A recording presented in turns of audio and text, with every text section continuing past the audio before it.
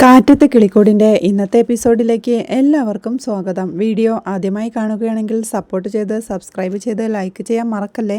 സുഭാഷിനോട് sorry പറയാനെത്തുന്ന നിധിയോട് അവൻ തന്റെ മനസ്സ് തുറക്കുകയാ. എനിക്കും അവളെ ഇഷ്ടമാണ്. ആ ഇഷ്ടം ആദ്യമൊക്കെ ഒളിച്ചു വെക്കാനാ ശ്രമിച്ചത്. നിങ്ങളുടെ കല്യാണത്തിന്റെ പാർട്ടിയുടെ അന്ന് അവൾ നേരിട്ട് വന്നത് പറഞ്ഞതിന് ശേഷം അതങ്ങനെ എനിക്ക് ഒളിച്ചു വെക്കാൻ പറ്റാതായി. പക്ഷേ ജീവിതത്തിൽ എല്ലാം എപ്പോഴും നടക്കണമെന്നില്ലല്ലോ മോളെ. അതൊന്നും സംഭവിച്ചിരുന്നില്ല എന്ന് വിചാരിച്ച് അങ്ങ് ജീവിക്കണം, അത്രയേ ഉള്ളൂ. ചെറുപ്പം മുതലേ മറ്റുള്ള വീടുകളെ പോലെ നമ്മുടെ വീടുമാകണമെന്ന് ഞാൻ ഒരുപാട് ആഗ്രഹിച്ചിട്ടുണ്ട്. പോവാനും വരാനും ബന്ധുക്കളൊക്കെയുള്ള എല്ലാവരും സ്നേഹത്തോടെ കഴിയുന്നൊരു വീടാവണമെന്ന് കൊതിച്ചിട്ടുണ്ട്. അതേ ആഗ്രഹം എന്റെ അനിയന്മാർക്കുമുണ്ട്.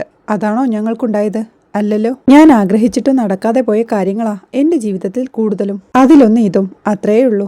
ഇതിലൊന്നും ഒരു പുതുമയുമില്ല. എത്രയോ തവണ അനുഭവിച്ചിരിക്കുന്നു മോളെ. നിങ്ങൾ എത്ര ശ്രമിച്ചാലും നടക്കില്ല. വെറുതെ പോയി നാണം കെടുന്നത് മാത്രം മിച്ചം.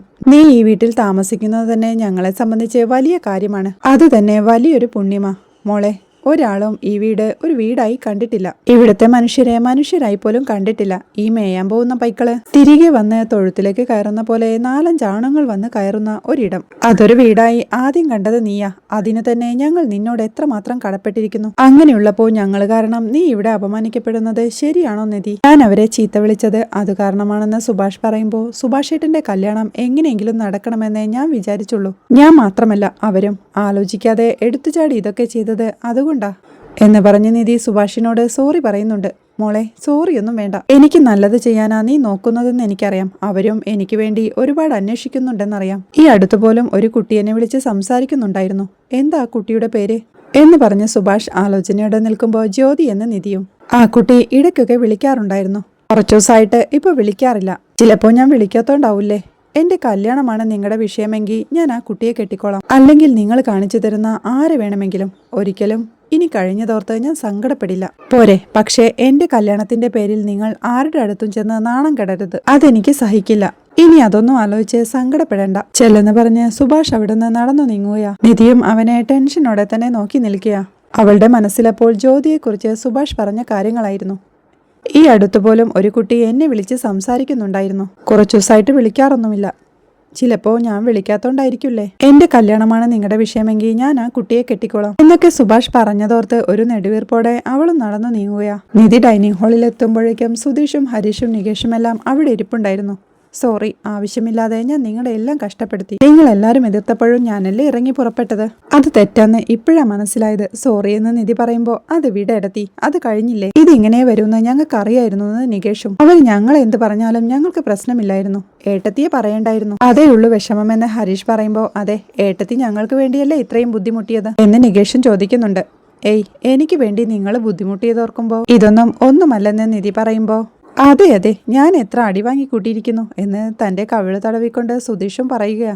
ഇപ്പൊ വേറൊരു പ്രശ്നമുണ്ട്, ഞാൻ അത് പറയാനാ വന്നത് എന്ന് പറഞ്ഞ് നികേഷിന്റെ അരികിലേക്ക് ഇരുന്നോണ്ട് ജ്യോതി സുഭാഷേട്ടനെ ഇഷ്ടമല്ല എന്ന് പറഞ്ഞ കാര്യം നമ്മളാരും സുഭാഷേട്ടനോട് പറഞ്ഞില്ലല്ലോ. അതറിയാതെ ജ്യോതിയെ വിവാഹം കഴിക്കാൻ സമ്മതമാണെന്ന് സുഭാഷേട്ടൻ പറഞ്ഞു. അപ്പൊ എന്ത് ചെയ്യുമെന്ന് നിധി ചോദിക്കുമ്പോൾ വേറൊരു പെൺകുട്ടിയെ അന്വേഷിക്കാമെന്ന് നമ്മൾ തീരുമാനിച്ചതല്ലേ എന്ന് സുധീഷ് ചോദിക്കുമ്പോൾ അതിന്റെ കാരണം സുഭാഷേട്ടനോട് പറയണ്ടേ എന്ന് നിധി ചോദിക്കുക. അല്ല, ഒരു 3-4 പേരെ കണ്ടതിന് ശേഷം ഫിക്സ് ചെയ്തതാണെന്ന് സുഭാഷേട്ടനോട് പറഞ്ഞ പോരെ എന്ന് സുധീഷ് ചോദിക്കുമ്പോൾ അല്ല, ഇതെന്താ മാർക്കറ്റിൽ പോയി സാധനങ്ങൾ തിരഞ്ഞെടുക്കുന്ന ഏർപ്പാടോ എന്ന് ഹരീഷും ചോദിക്കുന്നുണ്ട്. അതെ, നിരത്തി വെച്ച് തിരഞ്ഞെടുക്കാൻ ഇത് കച്ചവടമൊന്നും അല്ലല്ലോ എന്ന് നിധി ചോദിക്കുമ്പോൾ എന്തായാലും സുനന്ദേച്ചിയുടെ കല്യാണത്തിന് മുന്നേ സുഭാഷ് ഏട്ടന്റെ കല്യാണം നടക്കണം എന്ന് നികേഷ് പറയുമ്പോൾ അതെ, അല്ലെങ്കിൽ ആ കല്യാണം നടക്കുന്ന ദിവസമെങ്കിലും ഇവിടെ ഒരു പന്തലിട്ട് കല്യാണം നടത്തണം എന്ന് ഹരീഷ് കൂടി പറയുമ്പോൾ അതെ, അതാണ് പഞ്ചെന്ന് നികേഷും. പക്ഷേ അതിനാദ്യം പെണ്ണിനെ കണ്ടുപിടിക്കണ്ടേ.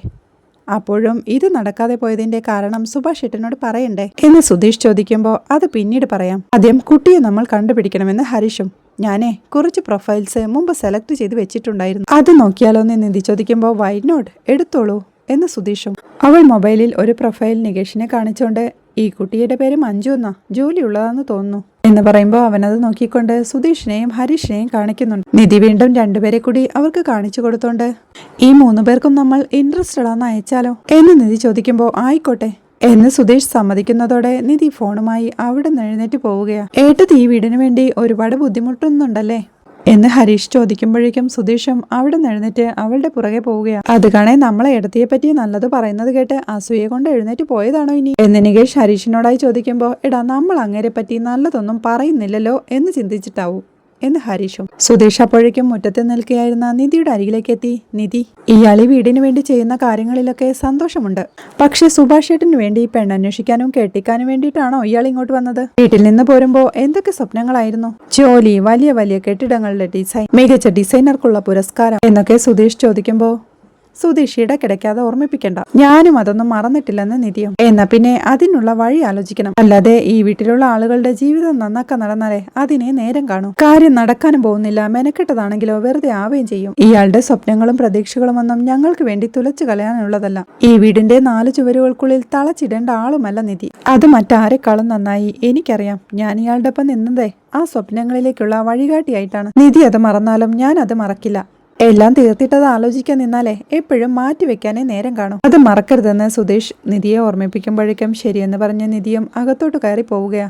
ചിരിയോടെ അതേറ്റു മോനെ എന്ന് സന്തോഷത്തോടെ പറയുന്നുണ്ട് സുധീഷും. പിറ്റേ ദിവസം അടുക്കളയിൽ ജോലി ചെയ്തുകൊണ്ടിരിക്കുന്ന സുഭാഷിനെയാണ് കാണിക്കുന്നത്. അരികെ തന്നെ നികേഷും ഇരിപ്പുണ്ട്. സുഭാഷ് ഏട്ടാ, ഈ വെണ്ടയ്ക്ക് എന്തിനാ ഇങ്ങനെ വറുക്കുന്നത്? ഉപ്പേരിക്ക എന്ന് നികേഷ് ചോദിക്കുമ്പോ, എടാ ഇത് വറുക്കുവല്ല, വാട്ടുകയാ, സാമ്പാറിനാ എന്ന് സുഭാഷ് പറയുമ്പോ, അപ്പോ മറ്റു പച്ചക്കറികളുടെ ഒപ്പം ഇട്ട് കഴിഞ്ഞാൽ ഇത് വേവൂലേ എന്ന് നികേഷും. വേവും, പക്ഷേ വെണ്ടയ്ക്ക് ഉടഞ്ഞു പോവും, പിന്നെ ഒരു കൊഴുപ്പും കാണും. ഇത്തിരി വാട്ടിയിട്ടാ നല്ല ഭംഗിയിലെ പച്ച നിറത്തിൽ കിടന്നോളും എന്ന് സുഭാഷും പറയുന്നുണ്ട്. അവിടെ ഡൈനിങ് ഹാളിൽ മൊബൈലിൽ നോക്കിക്കൊണ്ടിരിക്കുകയായിരുന്ന സുധീഷ് ഹരീഷിനോടായി, ഹരീഷേ, ഞാൻ ഇങ്ങനെ ക്രിയേഷൻ വീഡിയോ ചെയ്താലോ എന്ന് ചോദിക്കുമ്പോൾ, നല്ലതാ. ഒരു പണിയും ചെയ്യാൻ അറിയാത്തവർക്ക് പറഞ്ഞിട്ടുള്ള പണിയാണേ മറ്റുള്ളവർ ചെയ്യണത് കണ്ട് റിയാക്ട് ചെയ്യുക എന്നുള്ളത് എന്ന് ഹരീഷ് അവനെ കളിയാക്കുമ്പോഴേക്കും കുളി കഴിഞ്ഞ് അതിലെ വന്ന നിധിയും അത് കേട്ട് ചിരിയോടെ അവിടുന്ന് പുറത്തേക്ക് ഇറങ്ങി പോവുകയാണ്. സുധീഷും ദേഷ്യത്തോടെ അവളുടെ മുന്നിൽ വെച്ചാണോ കൊച്ചാക്കുന്നേ എന്ന് ചോദിച്ച് ഹരീഷിന്റെ തലക്കിട്ടൊന്ന് കൊടുക്കുന്നുണ്ട്.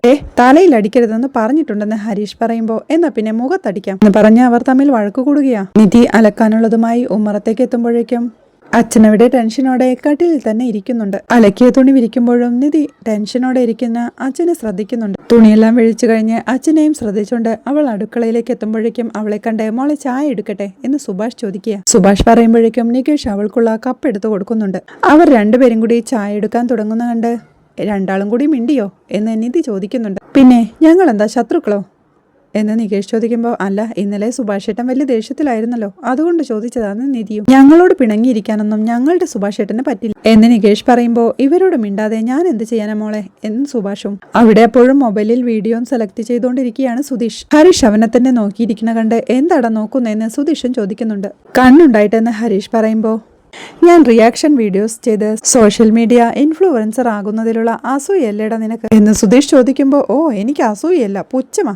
പിന്നെ ഇമ്മാതിരി തോന്നലുകളൊക്കെ കൊണ്ട് നടക്കുന്നുണ്ടല്ലോ എന്നൊരു സഹതാപവും എന്ന് ഹരീഷും. അവർ തമ്മിൽ വഴക്കു കൂടുന്നത് അടുക്കളയിലുള്ളവരും ശ്രദ്ധിക്കുന്നുണ്ട്. അവർ തമ്മിൽ അടി തുടങ്ങുമ്പോഴേക്കും നിധി അങ്ങോട്ട് ചെന്ന്, എന്താ ഇത് എന്ന് ചോദിക്കുമ്പോൾ, ഒന്നുമില്ലെന്ന് പറഞ്ഞ് അവർ തമ്മിൽ അടി നിർത്തുകയാ. ഞാൻ അങ്ങോട്ട് പോകുമ്പോൾ ചിരിച്ച് സംസാരിച്ചിരിക്കുകയായിരുന്നല്ലോ, അതിനുള്ളിൽ അടിയായോ എന്ന് നിധി ചോദിക്കുമ്പോഴേക്കും ചായയുമായി അങ്ങോട്ട് വരുന്ന സുഭാഷും, എടാ നാണമില്ലടാ എന്ന് അവരോടായി ചോദിച്ചിട്ട്, ഇവന്മാർക്ക് ഇതു തന്നെയാ ശീലം, സംസാരം എപ്പോഴാ അടിയായി മാറുന്നതെന്ന് ആർക്കും അറിയില്ല എന്ന് നിധിയോടായി പറഞ്ഞ് അവർക്ക് രണ്ടുപേർക്കും ചായ കൊടുക്കുന്നുണ്ട് സുഭാഷ്. അച്ഛന് ചായ കൊടുത്തോന്ന് നിധി ചോദിക്കുമ്പോൾ, ഇല്ല, ഇട്ടു വെച്ചിട്ടുണ്ട്, കൊടുക്കാമെന്ന് സുഭാഷ്. ആള് രാവിലെ തന്നെ ഒരു റൗണ്ട് കടയിൽ നിന്ന് കുടിച്ചിട്ടായിരിക്കും വന്നിരിക്കുന്നത് എന്ന് നികേഷ് പറയുമ്പോൾ, എന്നാ ഞാൻ കൊടുക്കാം, ആളെന്നോട് ഇത്തിരി ഗൗനിച്ചിരിക്കുക എന്ന് പറഞ്ഞവൾ അടുക്കളയിൽ ചെന്ന് ഒരു ഗ്ലാസ്സിൽ ചായയുമായി അതിലെ പോകുമ്പോഴേക്കും സുധീഷ് അവളെ വിളിച്ച്, അതേ ഒന്നിങ്ങ് വന്നേ, അങ്ങേർക്ക് ചായ കൊടുത്ത് സമാധാനിപ്പിക്കാൻ പോവുകയാണോ? അങ്ങേര് ദേഷ്യപ്പെട്ടാ നമുക്കെന്താ എന്ന് ചോദിക്കുമ്പോഴേക്കും അവൻ എന്ന് ദേഷ്യത്തോടെ നോക്കിക്കൊണ്ട് നിധിയും അച്ഛന്റെ അടുത്തേക്ക് ചായയുമായി പോവുകയാണ്. സുഭാഷും, ഡാ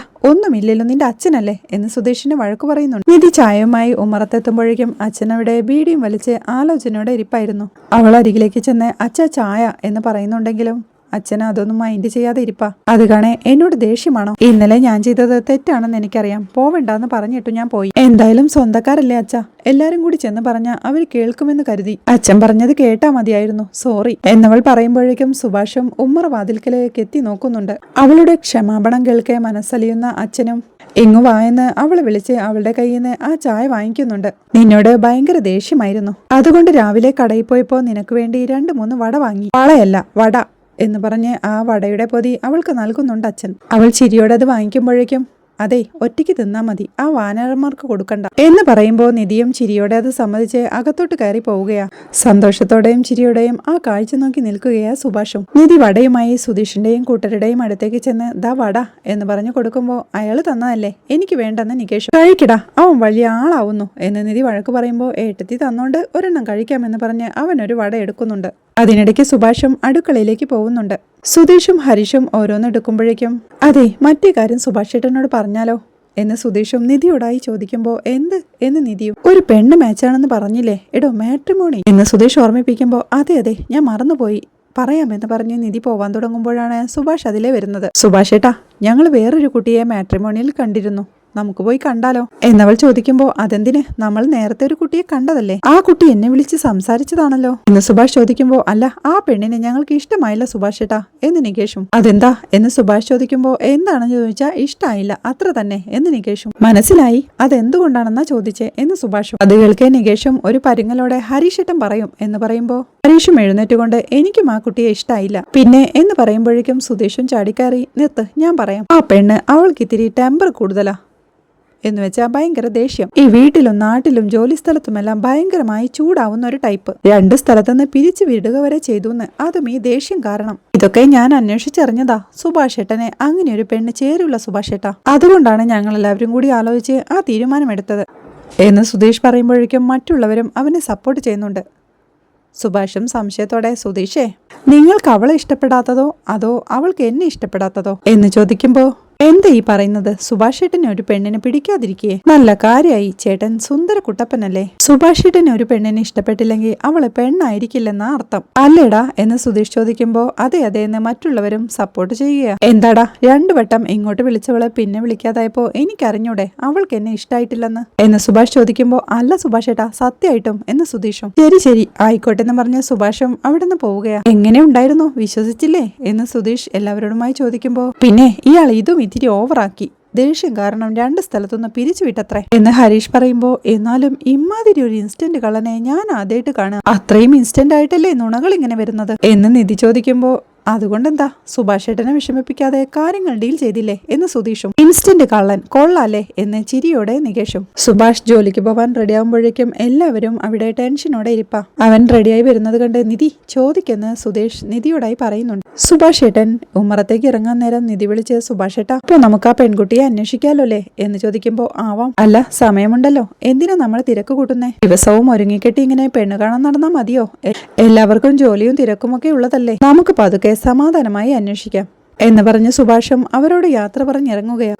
അപ്പോഴേക്കും നികേഷും ഹരീഷ് ഏട്ടാ സുഭാഷ് ഏട്ടന് നമ്മൾ പറഞ്ഞത് വിശ്വാസമായില്ലെന്നുണ്ടോ എന്ന് ചോദിക്കുമ്പോൾ അതെന്തെങ്കിലും ആവട്ടെ, നമുക്ക് അടുത്തത് നോക്കാം, എന്ത് വന്നാലും ആ സുനന്ദയുടെ എന്ന് ഹരീഷ് പറഞ്ഞു തുടങ്ങുമ്പോഴേക്കും കല്യാണം നടക്കുന്നതിന് മുന്നേ സുഭാഷ് ഏട്ടന്റെ കല്യാണം നടക്കണമെന്നല്ലേ എന്ന് സുധീഷ് ചോദിക്കുമ്പോൾ അതെ എന്ന് ഹരീഷും. നീ എപ്പോഴും എന്തിനാ അത് തന്നെ പറഞ്ഞോണ്ടിരിക്കുന്നേ, കേട്ട് കേട്ട് മനുഷ്യന് ബോറടിക്കുന്നു എന്ന് സുധീഷ് പറയുമ്പോൾ അത് പറഞ്ഞുകൊണ്ടിരുന്നാലേ ആലോചിക്കാനും നടത്താനും ഒക്കെ ഒരു ഉത്സാഹമുണ്ടാവൂ എന്ന് നികേഷും. ഇങ്ങേർക്കതിന് ഇങ്ങേരുടെ കാര്യം മാത്രമല്ലേ ഉള്ളൂ എന്ന് ഹരീഷും. എടാ രാവിലെ തന്നെ എന്റെ മെക്കിട്ട് കയറാൻ വന്നിട്ടല്ലോ, അടിച്ച് നിന്റെ ഷേപ്പ് ഞാൻ മാറ്റും എന്ന് പറഞ്ഞ് അവർ തമ്മിൽ വഴക്ക് തുടങ്ങുമ്പോഴേക്കും ഒന്ന് നിർത്ത്, നമുക്ക് എന്തായാലും പറഞ്ഞതുപോലെ അടുത്ത് നോക്കാലോ എന്ന് നിധിയും. എന്റെ നിധി ഞാൻ എന്തിനും റെഡിയാണ്, ഇവൻ പറഞ്ഞതുപോലെ ഞാൻ അത്ര സ്വാർത്ഥനൊന്നുമല്ല, ഇനി സുഭാഷ് ഏട്ടന്റെ കാര്യം നടത്തിയിട്ടേ എനിക്ക് വിശ്രമമുള്ളൂ, കേട്ടടാ മെക്കാനിക്കൽ എഞ്ചിനീയറെ എന്ന് പറഞ്ഞ് സുധീഷും അവിടുന്ന് നടന്നു പോവുകയാണ്. പിന്നീട് അമ്പലത്തിലെത്തുന്ന നിധി സുനന്ദയെ കാണുന്നുണ്ട്. നിധിയെ കണ്ട് സുനന്ദയും അവളുടെ അരികിലേക്ക് വരുമ്പോഴേക്കും ദിവസവും അമ്പലത്തിൽ വരുമോ എന്ന് നിധി ചോദിക്കുന്നുണ്ട്.